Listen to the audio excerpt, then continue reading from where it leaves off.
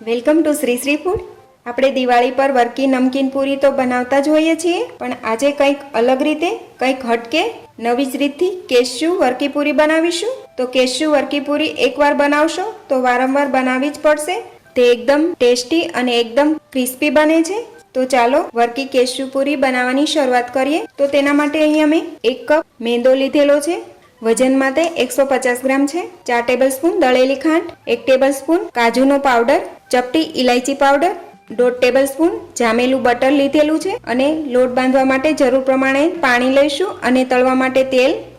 તો પહેલાં આપણે લોટ બાંધીને તૈયાર કરવાનો છે। તો તેના માટે આપણે 1 કપ મેંદો લીધેલો છે, તેની અંદર આપણે 4 ટેબલસ્પૂન દળેલી ખાંડ નાખીશું, 1 ચપટી મીઠું નાખીશું, વધારે નથી નાખવાનું, 1 જ ચપટી નાખીશું।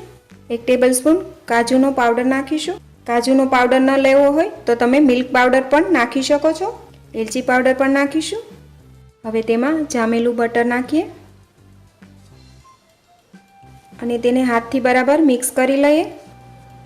આ રીતે બટર ને લોટ ને બધું એક સરખું મિક્સ થાય એ રીતે મિક્સ કરી લેવું। આની અંદર આપણે જામેલું બટર લીધેલું છે, તેનાથી પૂરી એકદમ ક્રિસ્પી બનશે। તમારે બટર ન નાખવું હોય તો તમે ઘી પણ નાખી શકો છો મોણ માટે। હવે બધું જ બરાબર મિક્સ થઈ ગયું છે। હવે તેમાં થોડું થોડું પાણી નાખી લોટ બાંધીશું। આ કેશ્યુ પૂરીનો લોટ આપણે જે રીતે પૂરીનો લોટ બાંધીએ એ રીતે જ બાંધીને તૈયાર કરવાનો છે। કઠણ પણ નહીં અને ઢીલો પણ નહીં, એ રીતે મીડિયમ બાંધીને તૈયાર કરવો। આ રીતે આપણે લોટ બાંધીને તૈયાર કરી લીધેલો છે, તેને આપણે થોડી વાર માટે આ રીતે મસળી લઈશું। આ લોટને આપણે રેસ્ટ આપવાની જરૂર નથી। તો આ રીતે આપણે લોટ બાંધીને તૈયાર કરી લીધેલો છે। હવે તેમાંથી આપણે રોટલી વણીશું। તો પહેલાં આપણે તેમાંથી લુવા બનાવી લઈએ। જે સાઈઝની રોટલી બનાવવી હોય એ રીતે તમે નાના મોટા લુવા બનાવી શકો છો, જે રીતના તમને રોટલી બનાવવી હોય એ રીતે। તો આપણે અત્યારે મીડિયમ સાઈઝના લુવા બનાવીને તૈયાર કરીએ। આ રીતે આપણે બધા જ લુવા બનાવીને તૈયાર કરી લઈએ। અત્યારે આપણે આટલા લોટમાંથી 6 લુવા બનાવીને તૈયાર કરેલા છે। આ લુવાને આપણે કપડું ઢાંકીને રાખીશું, જેથી લુવા સુકાય નહીં। હવે આપણે રોટલી વણવાની પાટલી લીધેલી છે, તેના ઉપર લુવો મૂકીશું, વણી લઈએ। જરૂર લાગે તો કોરો લોટ સ્પ્રિંકલ કરી શકાય છે। થોડો આપણે કોરો લોટ સ્પ્રિંકલ કરીએ, થોડો ઉપર પણ કરીશું।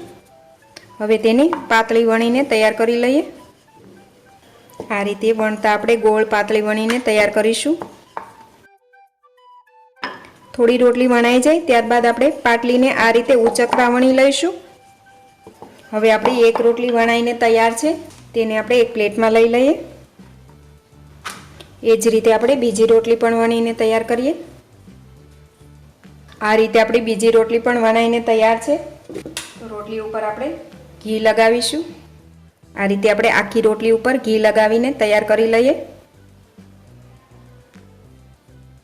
તો હવે આપણી આ રોટલી ઉપર ઘી લગાવીને તૈયાર કરી લીધેલી છે, તેના ઉપર આપણે પહેલી રોટલી વણીને તૈયાર રાખેલી હતી તે મૂકીશું। આ રીતે બંને રોટલી સરખી કરી લેવી। તો આપણી આ રોટલી બીજી પણ મૂકીને તૈયાર કરી લીધેલી છે। હવે તેનો આપણે ટાઈટ રોલ બનાવીશું। આ રીતે ઉચકાવી તેનો ટાઈટ રોલ બનાવી લઈએ। આ રીતે આપણે બરાબર ચિપકાવી દઈશું, બરાબર રોલ કરી લઈશું। જે રીતે આપણે વર્કી પૂરી જોઈએ એ રીતે તમે તેનું કટિંગ પણ કરી શકો છો। હવે તેનું આપણે કટિંગ કરી લઈએ। આ ચપ્પુ લીધેલું છે, તેનાથી કટિંગ કરીશું। આ રીતે આપણે રોલને કટ કરી લીધેલો છે।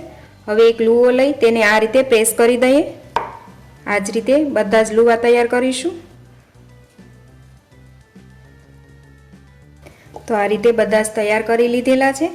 હવે આપણે આ એક લુવો લઈ 2 થી 3 વેલણ મારી પૂરી વણીને તૈયાર કરીશું। આ રીતે આપણે પૂરી વણીને તૈયાર કરી લેવી, તેને એક પ્લેટમાં મૂકતા જઈએ। તો આ જ રીતે આપણે બધી જ કેશ્યુ પૂરી વણીને તૈયાર કરીએ। તો આ રીતે બધા જ લુવામાંથી રોટલી વણી અને તેના રોલ બનાવી આ રીતે કેશ્યુ પૂરી તૈયાર કરી લીધેલી છે। તો હવે આપણે તેલ ગરમ થવા માટે મૂકી દઈએ અને તેને તળી લઈશું। હવે આપણું તેલ બરાબર ગરમ થઈ ગયું છે। હવે તેની અંદર આપણે કેશ્યુ પૂરી તળાવવા માટે મૂકી દઈએ। તો તેલમાં જે રીતે આવે એ રીતે મૂકીશું। આ પૂરીને આપણે ફૂલ ગેસ પર જ તળીને તૈયાર કરવાની છે. થોડી તળાશે એટલે તે ઉપર આવવા લાગશે. તો હવે તમે જોઈ શકશો આપણી બધી જ પૂરી ઉપર આવી ગઈ છે. તેને આપણે પલટાવી લઈએ. આ રીતે પલટાવતા તેને ગોલ્ડન બ્રાઉન કરીશું. જરૂર લાગે તો ગેસ આપણે હવે મીડિયમ કરી દઈએ, જેથી અંદરથી પણ તે એકદમ ક્રિસ્પી થઈ જાય.